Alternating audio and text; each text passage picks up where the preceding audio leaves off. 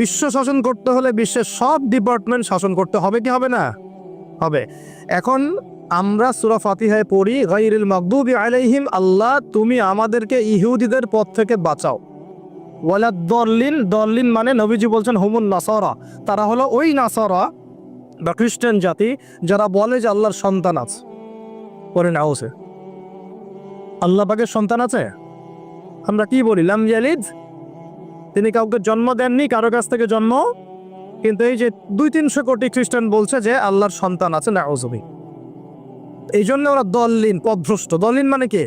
পথভ্রষ্ট। তো নবীজি স্পষ্ট বলছেন যে গায়রিল মাগদুবি আলাইহিম ওয়ালাদ দল্লিন, এখানে মাগদুব আর দল্লিন মানে হচ্ছে, মাগদুব হলো ইহুদিরা গজবপ্রাপ্ত, আর দল্লিন হচ্ছে নাসারা বা খ্রিস্টান জাতি। এখন আপনার সাথে আমার কথা, আপনাদের সাথে আমার কথা, আমাদের পলিটিক্স থেকে শুরু করে বাথরুমের কমোড পর্যন্ত, ঠিক আছে, আইন কানুন থেকে শুরু করে আমাদের চেহারা সুরত পর্যন্ত, আমাদের পোশাক পরিচ্ছদ থেকে শুরু করে অর্থনীতি, পরিবার, সবকিছু, এই সবকিছু ওই দুই জাতির অনুসরণে গড়ে উঠেছে।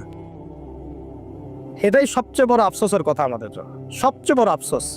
বাথরুমটাও নিজের মতো করতে পারলাম না, ঠিক আছে। এই যে দেখবেন কমোডে কি বাম পায়ে ভর দিয়ে বসে যাবে? আচ্ছা, ওইখানে কাপড় কি পবিত্র রাখা যাবে? কিভাবে ইউজ কর আমি এখনো বুঝি না, কেমন করে ইউজ কর, ঠিক আছে। আরো নতুন পদ্ধতি আসছে, এটা শুনলে আরো হাসবেন।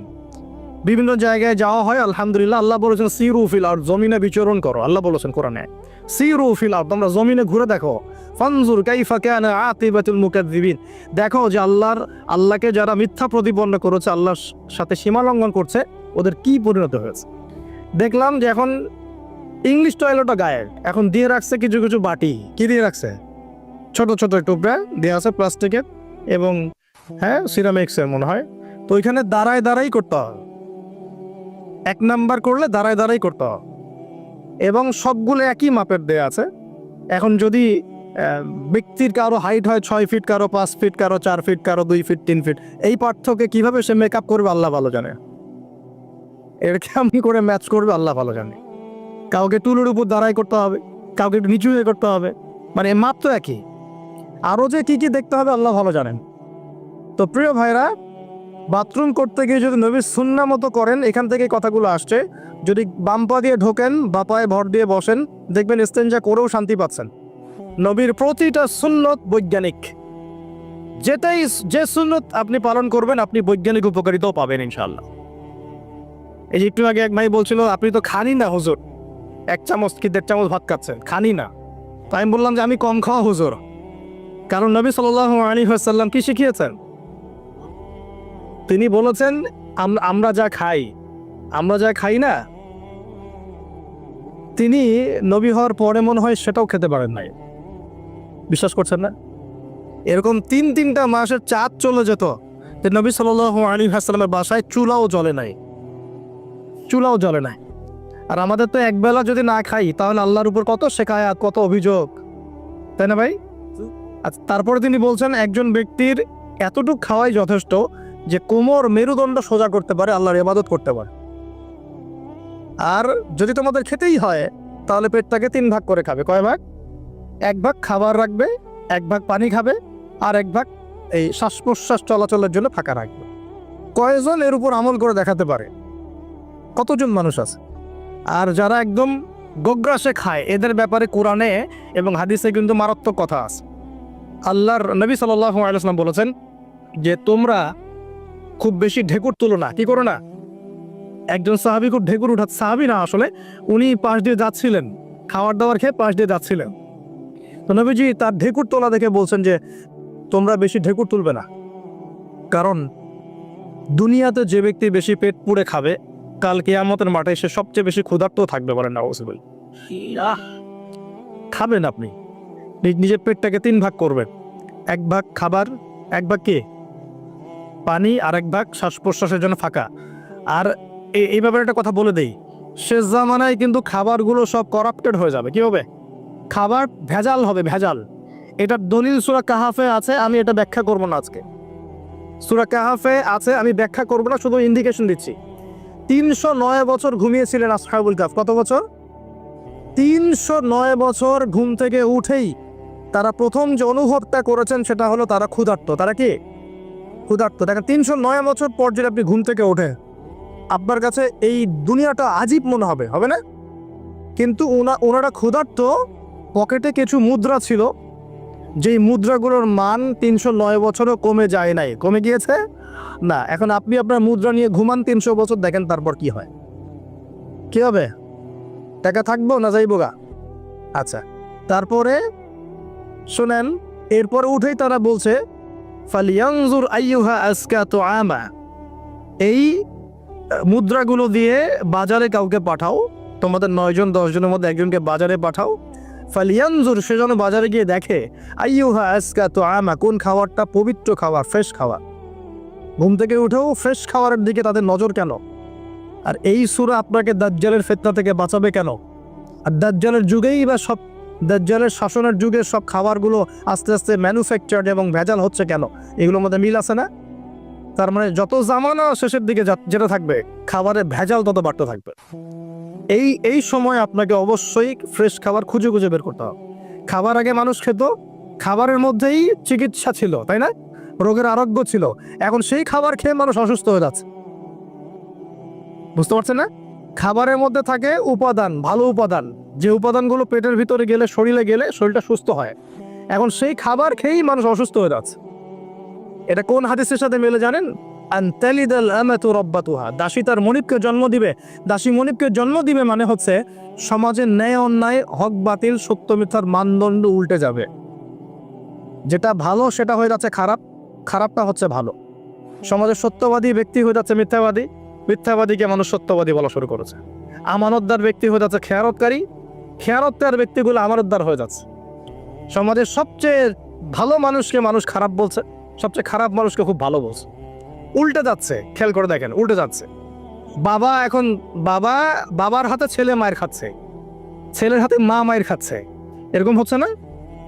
যাকে একটা দায়িত্ব দিয়ে রাখবেন, যে বাবা তোমার উপর আমি বিশ্বাস করলাম, দায়িত্ব দিলাম, সে আপনার বিশ্বাস ভঙ্গ করে রেখে দিচ্ছে।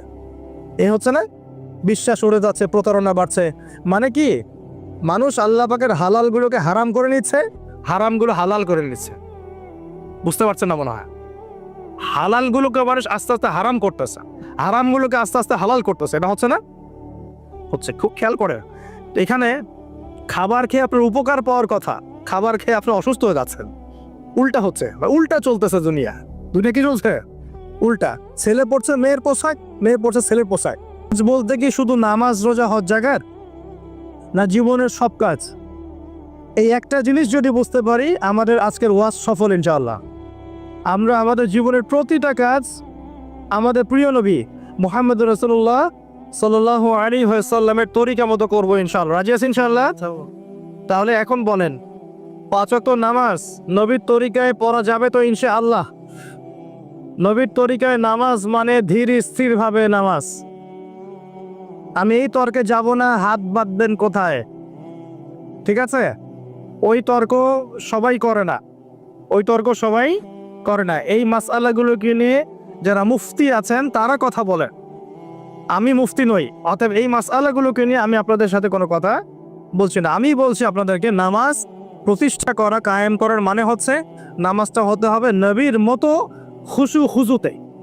খুশু খুজু কি জিনিস? নামাজটা ধীর স্থিরভাবে হবে। নামাজে কি পড়ছি সেটা বোঝার চেষ্টা করতে হবে। নামাজে কি বলছি আল্লাহর সাথে সেটা বোঝার চেষ্টা করতে হবে। নামাজে রুকুর অর্থ কি, তাসবিহ কি, সেজদায় আমি কি পড়ি, 2 সেজদার মাঝখানে দোয়ার অর্থ কি, তাশাহুদ দরুদ দোয়া মাসুরের অর্থ কি, নামাজের সেজদায় আমি বেশি বেশি দোয়া করতে পারছি কিনা, নামাজ পড়েও আমি গোনা থেকে বেঁচে থাকতে পারছি কিনা, এই বিষয়গুলো বেশি ইম্পর্টেন্ট। আমি কি বোঝাতে পারছি? নামাজ ধীর স্থিরভাবে, রিল্যাক্সে, তাড়াহুড়ো নাই, বুঝে বুঝে পড়ার চেষ্টা করবেন। আল্লাহ পাক তৌফিক দান করুন। যারা নামাজ ধরি ছেড়ে দেই তাদের জন্য একটা হাদিস। নবী সাল্লাল্লাহু আলাইহি ওয়াসাল্লাম বলেছেন, মান তারাকা সালাতান মুতাআম্মিদান ফাকাদ কাফার। মনে রাখবেন, নবীজি বলেছেন, কেউ যদি তার উপরে অর্পিত ফরজ নামাজ ছেড়ে দেয়, নামাজ পড়াকে জরুরি মনে করে না, ফাকাদ কাফারা, সে ব্যক্তি কুফরি করলো। বল নাউযুবিল্লাহ। নামাজকে ছাড়বো ভাই ইনশাআল্লাহ? আল্লাহ পাক আমাদের সবাইকে 5 ওয়াক্ত নামাজি বানিয়ে দেন বলি আমি। এবং রমজান মাস আসার আগেই নামাজের স্পিড আবার ধরতে হবে। পারবো তো ইনশাল্লাহ? আল্লাহ আমাদের সবাইকে কবুল করুন, বলি আমিন। এবং রমজান মাসে সুস্থতার সাথে রোজা রাখার তৌফিক দান করলেন। রমজানের শব্দটা যখন এসেই গেল তখন আর দুটো কথা বলি। রমজান মাসের সবচেয়ে বড় বৈশিষ্ট্য হচ্ছে এই মাসে আল্লাহ পাক কোরআন নাজিল করেছেন। কি করেছেন? এখন সারা বিশ্ব জুড়ে একটা ইস্যু চলছে না, কোরআন ইস্যু, কোরআন পড়িয়ে দেয় ইস্যু, বলে আছে। যে কোরআন পুড়িয়ে দিয়েছে, আমার দৃষ্টিতে তার চেয়ে বড় অধম সেই ব্যক্তি যে মুসলিম পরিবারে জন্মগ্রহণ করেও কোরআন তেলাওয়াত করা শেখে নাই। হয়তো আমার কথা বুঝতে পারছেন না। কোরআন একজন পুড়িয়ে দিয়েছে, যদি আমার ক্ষমতা থাকতো ওর গর্দান নামাই দিতাম, কিন্তু তার চেয়েও বড় অপরাধী আমার কাছে আছে, আমাদের চোখে আছে। কে? যে মুসলিম পরিবারে 20-30-40 বছর থেকে আছে, মুসলিম সমাজে, মুসলিম পরিবারে নামাজে যায়, ইমামদেরকে চেনে, আলেমদের সাথে সম্পর্ক আছে, এরপরেও সে কোরআন তেলাওয়াত করতে পারে না। এ বড় অপরাধী আমার কাছে। কে বড় অপরাধী? এটা লজ্জার না? একটা মুসলিম পরিবারের থেকে আমি কোরআন তেলাওয়াত করতে জানবো না, লজ্জার না? নাকি আপনারা সেই সব শায়েখ হতে যাচ্ছেন এই কোরআন তেলাওয়াতও করতে জানে না, বাহাসের জন্য ডাকে মানুষকে? দেখেন নাই এরকম আছে না? মনে হয় যেভাবে ইসলাম পালন করা যাবে। ইসলামের জ্ঞান অর্জনের প্রথম ধাপটাই হচ্ছে বিশুদ্ধ করে কোরআন তেলাওয়াত করা। প্রথম ধাপ কি? আগে বিশুদ্ধ করে কোরআন তেলাওয়াত করা শিখতে হবে। এরপরে আসবে কোরআন হিফসের ব্যাপার, আরবি ব্যাকরণ শেখার ব্যাপার, কোরআনের তাফসীর করার ব্যাপার, হাদিসের ইবারত পড়ার যোগ্যতা অর্জন করা। আস্তে আস্তে আকীদা পড়বে, উসুলের বই পড়বে, ফিকহের বই পড়বে, তারপর এই যে আপনার কুতুবে সিত্তা পড়ে শেষ করবে। তারপরে গিয়ে সে মাশাআল্লাহ একজন দাঈ, আলেম, মুফতি এগুলো হচ্ছে, আলহামদুলিল্লাহ। তো শুরুটা কোত্থেকে হচ্ছে? কোরআন বিশুদ্ধ করে তেলাওয়াত করা। তো এই শুরুটাই যদি আমাদের ঠিক না হয়, তাহলে কি কোরআন ঘরে রেখে খালি চুমু খেলে হবে? কোরআন কি খালি চুমু খাওয়ার জন্যে? কোরআন থেকে তাবিজ লেখার জন্যে? কোরআন বাবা মারা গেলে কোরআন তেলাওয়াত করবো এই জন্যে? 40-60 দিন কোরআন তেলাওয়াত করবো এই জন্যে? কেউ মারা গেল, ব্যাস আমরা কোরআন দিয়ে একটা মাহফিল করে দিলাম, ব্যাস সব হয়ে গেল? আস্তাগফিরুল্লাহ। আল্লাহ পাক আমাদের সবাইকে যেন কোরআন তেলাওয়াত শেখার তৌফিক দান করে। একটা চ্যালেঞ্জ গ্রহণ করেন যে আমি নিজে কোরআন তেলাওয়াত করা শিখবো, আরো 10 জনকে শিখাবো ইনশাআল্লাহ। পারা যাবে না? যদি এই একজন প্রত্যেকে যদি নিজে শিখি, আর প্রত্যেকে যদি 10 জন করে শিখাতে পারি, শোনেন, প্রত্যেকে যদি নিজে শিখি এবং নিজ নিজ পরিবার বা নিজের আমার আন্ডারে যারা আছে, মনে করেন আপনি একজন একটা গার্মেন্টসের মালিক, আপনার আন্ডারে অনেক মানুষ চাকরি করে না? নিজে নামাজ পড়লেন, নিজে কোরআন তেলাওয়াত করা শিখলেন। আপনি যদি তাদেরকে নৈশকালীন কোরআন শেখান, সবার নেকি আপনি পাচ্ছেন না? আপনার পরিবার আছে, পরিবারে আপনি নামাজ পড়েন, এখন আপনি কোরআন তেলাওয়াত করতে জানেন, আর আপনার মা, বোন, স্ত্রী, সন্তানদেরকে আপনি শেখালেন। এই পুরো পরিবারটা কোরআনওয়ালা হলো না? একটা সমাজের দায়িত্বশীল আমি। হ্যাঁ, চেয়ারম্যান সাহেব মনে করেন বললেন যে আমি নামাজ পড়ি, আমি কোরআন তেলাওয়াত করতে জানি, আমি এলাকার সব মানুষকে কোরআন তেলাওয়াত করা শেখাবো ইনশাল্লাহ। পারা যাবে না? এভাবে যদি সবাই দায়িত্ব নেই, আমার বিশ্বাস 10 বছরের মধ্যে বাংলাদেশের 16 কোটি মানুষকে কোরআন শেখানো যাবে। ওই দিন আর স্লোগান তুলতে হবে না যে আল কোরআনের আলো ঘরে ঘরে চালো, অটোমেটিকলি সবার ঘরে কোরআন জ্বলে যাবে। জ্বলবে না? এই কাজটা না করে খালি স্লোগান দিলে কাজ হবে? বলেন তো কাজ হবে? এই যে একটা আয়াতই বললাম, গায়রুল মাগদুবি আলাইহিম ওয়ালাদ-দাল্লিন, এখন তো বুঝলেন আয়াতের অর্থ কি? আল্লাহর রাসূল আমাদেরকে বলছেন তোমরা ইহুদিদের পথ অনুসরণ করো না, তোমরা নাসারাদের পথ অনুসরণ করো না। কিন্তু বাস্তবতা হচ্ছে আমার সব ক্ষেত্রেই ওদের আদর্শেই চলছে না? আপনার বিয়ে শাদী, বিয়ের আগের অনুষ্ঠান, গায়ে হলুদ, আপনার পরিবার, আপনি যে মিডিয়াগুলো দেখছেন সেই মিডিয়াগুলা, হ্যাঁ, আপনার পলিটিক্যাল সিস্টেম, সুদভিত্তিক অর্থনৈতিক সিস্টেম, তারপরে আপনার কি বলবো, দেহের পোশাক পরিচ্ছদ, লেবাস, পোশাক, চেহারা, সুরত, সবকিছু ওদের মতো না? আমি তো দেখালাম এমনকি বাথরুমের কমোড পর্যন্ত ওদের মতোই, তাই না? তো এখন এই একটা আয়াত বুঝলেই আপনি বুঝতে পারছেন যে আসলে সব তো উল্টা চলছে।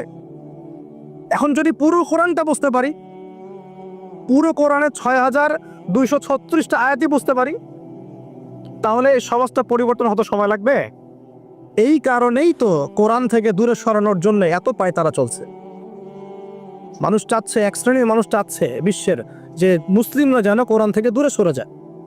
তারা জানে যদি আমরা কোরআন থেকে দূরে সরে যাই, আমাদেরকে শাসন করা সহজ হবে। ওই পশ্চিমারা আমাদেরকে শাসন সহজেই করতে পারবেন। আর আমরা যদি কোরআনকে আঁকড়ে ধরি, ওদের বাপেরও ক্ষমতা নেই আমাদেরকে শাসন করে ইনশাআল্লাহ, বরং আমরা ওদেরকে শাসন করবো ইনশাআল্লাহ। তা আমরা করি না মনে করছেন? 1200 বছর 1200 বছর করেছি, কত বছর? বিশ্বাস করছেন না? ইতিহাস পড়েন, নবী সাল্লাল্লাহু আলাইহি ওয়াসাল্লামের যুগ থেকে শুরু করে এই তো 1914 সাল পর্যন্ত আমরা সারা বিশ্ব শাসন করেছিলাম। মনে হচ্ছে গাল গল্প। এখন বিগত 70, 80, 100 বছরে আপনার কাছে মনে হচ্ছে যে শক্তি তো সব ওদের হাতে চলে গেছে, আমাদের হাতে নাই। ইনশাআল্লাহ তাআলা আবার ফিরে আসবে ইনশাআল্লাহ। তবে ওই যে বললাম, এমনি এমনি আসবে মান্না সালোয়ার মতো, নাকি আমাদের কিছু দায়িত্ব আছে ভাই? এই যে প্রথম এক ভাই বলেছিল না কি করতে হবে, এখন শোনেন কি করতে হবে। 1 নাম্বার, আমাদের সবাইকে তওবা করে ফিরে আসতে হবে। কি করতে হবে? সূরা নূর পড়ছিলাম আসার সময়, আল্লাহ পাক বলেছেন, তুবু ইলাল্লাহি জামিআন আইয়ুহাল মুমিনুন লাআল্লাকুম তুফলিহুন। তোমরা সবাই একসাথে, হে মুমিনগণ, তোমরা সবাই একসাথে আল্লাহর কাছে তওবা করো যাতে তোমরা সফল হতে পারো।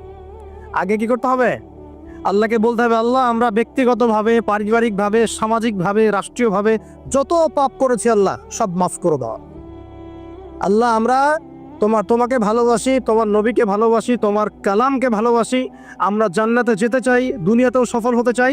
আল্লাহ তুমি আমাদেরকে মাফ করে দাও, এবং আগামী পুরো জিন্দেগি আল্লাহ তুমি আমাদেরকে 5 ওয়াক্ত নামাজি বানায় দাও, কোরআনওয়ালা বানায় দাও, সুন্নতওয়ালা বানায় দাও, আপসে মিল মোহব্বত বাড়ায় দাও, আমাদেরকে তোমার পক্ষ থেকে বেহিসাব রিজিক দান কর, এবং এমনভাবে চলার তৌফিক দাও যাতে আমরা আবার বিশ্বের সেই শাসন ফিরে পাই ইনশাআল্লাহ। দোয়া করা যাবে না? 1 নাম্বার কাজ তওবা করে ফিরে আসা। 2 নাম্বার হচ্ছে বেশি বেশি জ্ঞান অর্জন করা। কি করা? জ্ঞান অর্জন ছাড়া কোনো লাভ নাই। একদিন মাহফিল শুনতে আসছেন, যদি মনে করেন যে বাস কাজ হয়ে গেছে, আসলে কিছুই হয় নাই, মন খারাপ করেন, আসলে কিছু হয়নি। এখন এখান থেকে আপনাকে ইন্সপিরেশন নিয়ে আগামী দিনে চলতে হবে। জ্ঞান অর্জন করতে হলে কি করবেন? খালি একটা ভিডিও দেখবেন, একটা খালি বিচ্ছিন্ন বই পড়বেন। এখনকার যুব সমাজের অন্যতম প্রবলেম হচ্ছে, যারা প্র্যাকটিসিং মুসলিম তাদের কথা বলছি, যে এদের পড়াশোনার কোনো কনস্ট্রাকটিভ সিলেবাস নাই, এরা বিক্ষিপ্তভাবে জ্ঞান অর্জন করে। এই আদনান ভাইয়ের লেকচার শুনলাম, এই অমুক শায়খের লেকচার শুনলাম, অমুক দায়ের একটা লেকচার শুনলাম, হ্যাঁ অমুক একটা বই পড়লাম, তমুক একটা বই পড়লাম, বিক্ষিপ্ত জ্ঞান। এই বিক্ষিপ্ত জ্ঞান আপনার মাথাটাকে এলোমেলো করে দিবে। আর অনলাইনে ঢুকলে দেখবেন এ ওর বিরুদ্ধে কথা বলছে, এ ওর বিরুদ্ধে, এ ওর পিছনে লেগে আছে, এর পিছনে লেগে আছে। এখানে ভালো যতটুকু পাবেন, খারাপের চেয়ে বেশি পাবেন। এখানে এভাবে জ্ঞান অর্জন করা যাবে। কিভাবে? যেভাবে আমরা চেষ্টা করছি। হয়তো ওয়াজ মাহফিল এসে আমরা যতটুকু জানি এর 30, 40, 50% কথাও কিন্তু বলতে পারি না। যা জানি তা হয়তো 30, 40% আমরা বলতে পারি না বিভিন্ন কারণে। কিন্তু জ্ঞান অর্জনের পথটা কি হবে? এখানে মাদ্রাসা আছে, মসজিদ, মাদ্রাসা, কওমি ওলামায়ে কেরাম আছেন না? ওলামায়ে কেরামের পাগড়ি ধরে বসে থাকবে। কি করবেন? ওলামায়ে কেরামের পাগড়ি ধরে বসে থাকবে। শুরু করাবে তারা, দেখবেন আপনি যান, আপনাকে শুরু করাবে কোরআন তেলাওয়াত থেকে। আগে কোরআন তেলাওয়াত করা শিখবেন। সময় লাগুক 1 বছর, লাগুক, যাক 1 বছর লাগবে, আমি শিখবো, ব্যাস 1 নাম্বার। তারপরে ওটা যখন ভালো পারবেন, দেখবেন ওলামায়ে কেরাম আপনাকে বলবে যে এই সূরাগুলো মুখস্থ করো।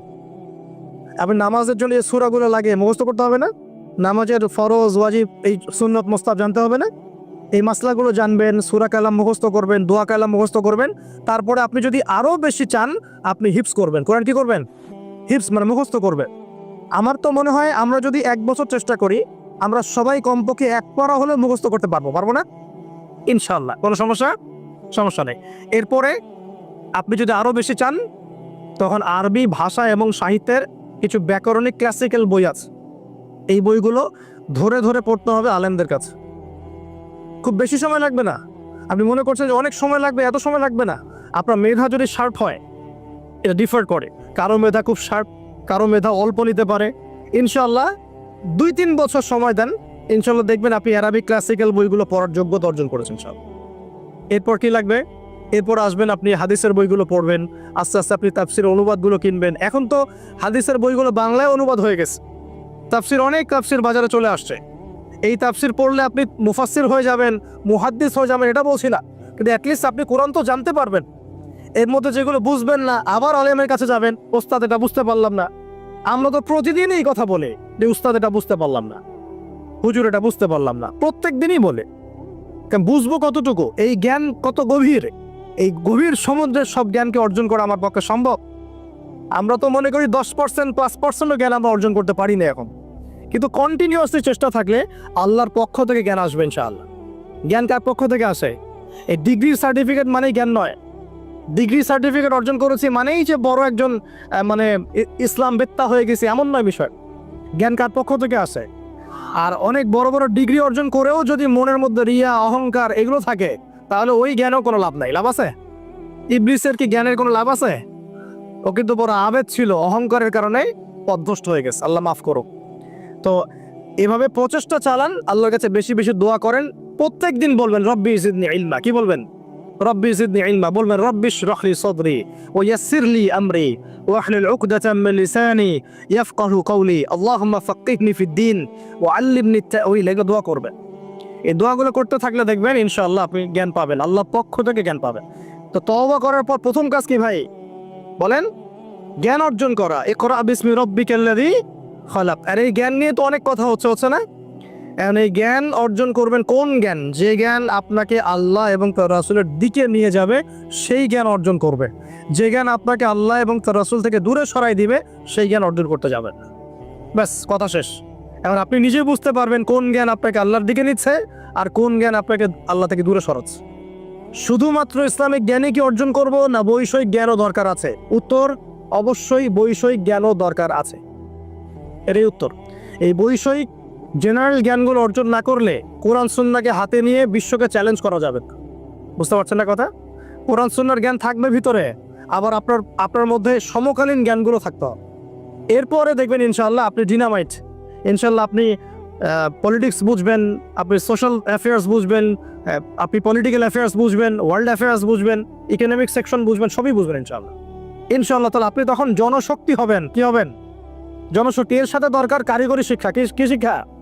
এই শিক্ষাটাও খুব দরকার। কারণ চাইনিজরা দেখেন না, কারিগরি শিক্ষার এবং কৃষি শিক্ষায় মানে দক্ষ হওয়ার ফলে তারা কৃষি জমি বাড়াতে পেরেছে, প্রবৃদ্ধির হার বাড়াতে পেরেছে, এবং কারিগরি শিক্ষা, প্র্যাকটিক্যাল শিক্ষিত হয়ে ওরা সারা বিশ্বের ডিভাইস যন্ত্রগুলো তৈরি করছে এবং সারা বিশ্বের মার্কেট দখল করে বসে আছে। আপনার হাতে যে ফোনটা, ওটাও দেখবেন তারই তৈরি করা। তাহলে এই শিক্ষাটা বেশি ইম্পর্টেন্ট, প্র্যাকটিক্যাল শিক্ষা। তো প্রথম কথা ভাই, তওবা করে ফিরে আসতে হবে। দ্বিতীয় কথা হচ্ছে অবশ্যই সবাইকে কি করতে হবে ভাই? জ্ঞান অর্জন করতে হবে। জ্ঞান অর্জনের একটা সিলেবাস আছে, এটা বললাম। কোরআন শেখেন, আরবি শেখেন, হাদিস পড়া শেখেন, ওলামায়ে কেরামের সোহবতে থাকেন, ইনশাআল্লাহ তাআলা আল্লাহ আপনাকে জ্ঞান দিবেন ইনশাআল্লাহ। আর জ্ঞান আসা মাত্রই যে আমি সবকিছু বুঝে ফেলবো তা নয়। জ্ঞান অর্জন একটা ক্রমবর্ধমান সিলসিলা, দোল্লা থেকে কবর পর্যন্ত শেখার কোনো শেষ আছে? আল্লাহ পাক আমাদের সবাইকে জ্ঞান অর্জন করার তৌফিক দান করুন। আর এরপর কি, ওই যে আল্লাহ পাক ইবাদত করতে পাঠিয়েছেন দুনিয়ায়, তাই যতটুকু জানবো ততটুকু আমল করবো ইনশাআল্লাহ। পারা যাবে তো ইনশাআল্লাহ? যা জানি আমল করবো ইনশাআল্লাহ। জেনেছি আজকে আমি যে সুবহানাল্লাহ পড়লে 100 বার সুবহানাল্লাহ পড়লে 1000 নেকি হয়, বাস আমল করা শুরু করবো ইনশাআল্লাহ। জেনেছি আজকে কোরআনের একটা হরফ করলে 10 নেকি হয়, কোরআন তেলাওয়াত করবো ইনশাআল্লাহ। এখনই জেনেছি সূরা কাহাফের প্রথম 10 আয়াত মুখস্থ করলে আল্লাহ দাজ্জাল থেকেও বাঁচাবেন, মুখস্থ করে ফেলুন ইনশাআল্লাহ। একটু আগে জানলাম ঘুমানোর আদব কি, আজকে আমল করবো ইনশাআল্লাহ। একটু আগে জানলাম ইস্তেঞ্জা করার আদব কি, আজকে আমল করবো ইনশাআল্লাহ। যা জানবো আমল করবো ইনশাআল্লাহ। পারা যাবে ইনশাআল্লাহ। এবং নিজে আমল করব, সবার আগে নিজের পরিবারে প্রতিষ্ঠা করব। আগে সমাজে দৌড় দিব না, আগে কোথায় দৌড় দিব? আগে পরিবারে। আমার পরিবারে যদি বেনামাজি থাকে আমার সন্তান সন্ততি, আর আমি নামাজের ওয়াজ করে বেড়াই, মানুষ শুনবে? আমার পরিবারে আল্লাহ না করুক যদি নিজের বউ বেপর্দায় চলে, হ্যাঁ, আর আমি যদি আসে আপনাকে পর্দার ওয়াজ করে, আপনি শুনবেন? কোনোদিনও শুনবেন না। এই কারণে আগে নিজের পরিবারের মধ্যে কায়েমের চেষ্টা করতে হবে। এখানে একটা কথা বলে রাখি, অনেক চেষ্টা করার পরেও কখনো কখনো পরিবারের লোকজন নাও শুনতে পারে। বুঝতে পারেন? এবং অনেক চেষ্টা করেছেন, তারপরেও পরিবারের লোক শুনছে না, এমন হতে পারে না? নূহ আলাইহিস সালামের ক্ষেত্রে হয় নাই, লূত আলাইহিস সালামের ক্ষেত্রে হয়নি, হয়েছে। তাই বলে হতাশ হবেন না, তখন ওদের হিসাব ওরা দিবে, আপনার হিসাব আপনি দিবেন। আপনি আপনার মতো চেষ্টা করেছেন, আল্লাহ পাক তৌফিক না করুন। পরিবারে প্রতিষ্ঠা করব আমল, এরপরে আমি সমাজে দাওয়াতি কাজ করব। দুটো কাজ করব, এক আমর বিল মারুফের কাজ করব, সবাইকে সৎ কাজে আদেশ করব, আর দুই তানহাউনা আনিল মুনকার ওয়ান নাহিয়া আনিল মুনকার, এই কাজ করব, মানুষকে আমি অন্যায় থেকে নিষেধ করব ইনশাআল্লাহ। কেন? কারণ আল্লাহ পাক সূরাতুল আলী ইমরানের 110 নম্বর আয়াতে বলেছেন, কুনতুম খায়রা উম্মাহ, তোমরা হচ্ছে শ্রেষ্ঠ জাতি। তোমরা মানে আমরা, উম্মতে মুহাম্মাদি। তোমাদের কাজ তিনটা। কুনতুম খায়রা উম্মাহ উখরিজাত লিন-নাস, তোমাদেরকে মানব জাতির কল্যাণের জন্য বের করা হয়েছে। তা'মুরুনা বিল মা'রুফ, তোমরা সবাই মানুষকে সৎ কাজে আদেশ করবে। ওয়া তানহাউনা আনিল মুনকার, সবাই তোমরা অসৎ কাজে নিষেধ করবে। ওয়া তু'মিনুনা বিল্লাহ, আল্লাহর প্রতি ঈমান রাখবে। এই তিনটা আমাদের কাজ। আল্লাহ পাক আমাদের সবাইকে এই আমর বিল মা'রুফ নাহি আনিল মুনকার এই আমল করার তৌফিক দান করুন। এগুলো শেখার জন্য তাবলীগ জামাত একটা ভালো প্ল্যাটফর্ম। ওখানে যাবেন, সময় লাগাবেন, আপনাকে সুন্নত শেখাবে, নামাজের ট্রেনিং দেওয়া হবে, নামাজ পড়া শেখাবে, আপনাকে দাওয়াত দেওয়া শেখাবে। সীমাবদ্ধতা সবার মধ্যেই আছে, তারপরেও আমাদেরকে এই ধাপগুলো অতিক্রম করেই সামনের দিকে যেতে হবে। আল্লাহ পাক তৌফিক দান করুন। আর এটা খুবই দুঃখজনক যে এখন আমাদের এই ভাইদের মধ্যেও অনেক সময় কিছু ফিকশন দেখা যাচ্ছে না? আমরা দোয়া করি আল্লাহ পাক তাদের মধ্যে এই যে বিভক্তি, আল্লাহ পাক এই বিভক্তিটাকে দূর করে দিন, আমিন। ঐক্যবদ্ধ আর তৌফিক দান করুন বলি আমি। খুবই আফসোসের বিষয় এগুলো। আল্লাহ পাক আমাদেরকে হেফাজত করুন, বোঝার তৌফিক দান করুন।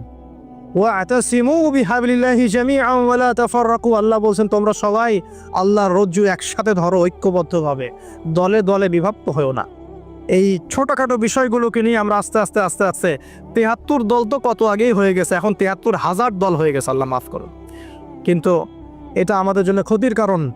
এগুলোকে উস্কে দিবেন না, বরং তাদের মধ্যে মিউচুয়াল করার চেষ্টা করতে হবে। আল্লাহ পাক তৌফিক এনায়েত করুন। আর তো প্রিয় ভাইরা, আমরা আমর বিল মারুফ নাহি আনিল মুনকারের কাজ করব এবং পাশাপাশি পারিবারিক আদর্শ ঠিক করব, আর অবশ্যই হালাল খাওয়ার চেষ্টা করব ইনশাআল্লাহ। নিজেদের যে প্রতিভা আল্লাহ পাক দিয়েছেন, কাউকে ক্ষমতা দিয়েছেন, কাউকে অর্থ দিয়েছেন, কাউকে বলার যোগ্যতা দিয়েছেন, কাউকে লিখার যোগ্যতা দিয়েছেন, ঠিক আছে?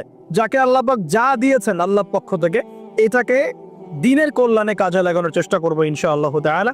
দেখবেন ইনশাআল্লাহ আবার সেই সোনালী দিন ফিরে আসবে ইনশাআল্লাহ, যেদিন আমরা নিজেরাও আমল করব, পরিবারও সুন্দর হবে, সমাজও সুন্দর হবে, ইসলাম এই জমিনেও বিজয়ী হবে ইনশাআল্লাহ, আর আখিরাতে তো জান্নাতে যাবো ইনশাআল্লাহ তাআলা।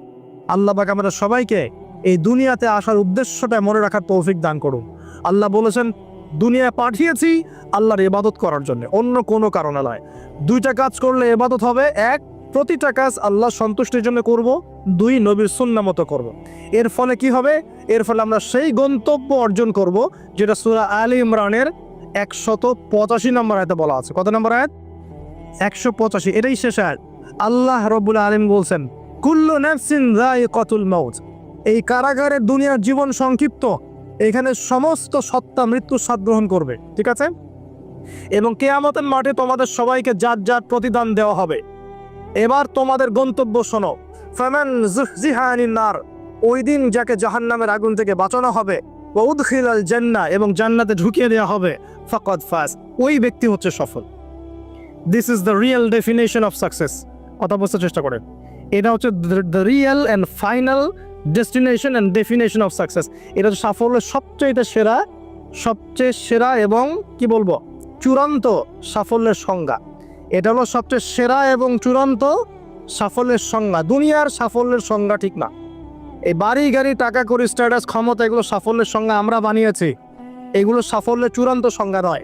চূড়ান্ত সংজ্ঞা এই আয়াতে আছে, ফামান যুহজিহা আনিন নার, যাকে জাহান্নামের আগুন থেকে বাঁচিয়ে দেওয়া হবে, ওয়া উদখিলাল জান্নাহ, যাকে জান্নাতে ঢুকিয়ে দেওয়া হবে, ফাকাদ ফাজ, এই সফল হলো। কদ আফলাহাল মুমিনুন, এই যে মুমিনরা সফল হলো। কথা বুঝতে পারছেন? অতএব সাফল্যের সংজ্ঞা আমাদেরকে শেখানো হয়, এর চূড়ান্ত সংজ্ঞা নয়। ওইটাই সাফল্যের চূড়ান্ত সংজ্ঞা। পৃথিবীতে আমার অনেক ক্ষমতা আছে, জান্নাত না লাভ করতে পারলে কোনো লাভ নাই। দুনিয়াতে আমি অনেক বড় আলখাল্লা পরে আলেম টাইটেল নিয়ে বসে আছি, জান্নাতে ঢুকতে না পারলে আমি সফল না। দুনিয়াতে আমাকে মানুষ অনেক বড় কিছু বলছেন, এই যে মুফাসসিরে কোরআন, হাবি জাবি ইত্যাদি ইত্যাদি, এগুলোর সাথে আমার কোনো সম্পর্ক নাই। যদিও আমরা তালেবে ইলম, জ্ঞানের ছাত্র, জান্নাতে ঢুকতে না পারি এগুলো কিছুই না আমার জন্য। দুনিয়াতে আপনাকে অনেক বড় অর্থনীতিবিদ বলা হচ্ছে, বুদ্ধিজীবী, বিশাল কিছু, আপনি একদম ক্ষমতাধর, হ্যাঁ, বিশ্ব নেতা। জান্নাতে ঢুকতে না পারলে আপনি ব্যর্থ। জান্নাতে ঢুকতে না পারলে আপনি খবর আছে। এই পুলসিরাত পার না হতে পারলেই সমস্যা আছে, শেষ, সব শেষ। ফেরাউনের কথা মনে করেন, কত বড় প্রতাপশালী, এক হুকুমে সারা বিশ্ব জয় করে ফেলে, শেষ। ও যাইতে পারবে না জান্নাতেও, শেষ। আর এখানে একজন ভ্যান চালক, বেচারা 5 ওয়াক্ত নামাজ পড়ে, রমজান মাসে রোজা রাখে, সাধ্যমতো দান সৎকা করে, হালাল খায়, মরে গেলে যদি জান্নাতে চলে যায় ও সফল ইনশাআল্লাহ। একজন মুদির দোকানদার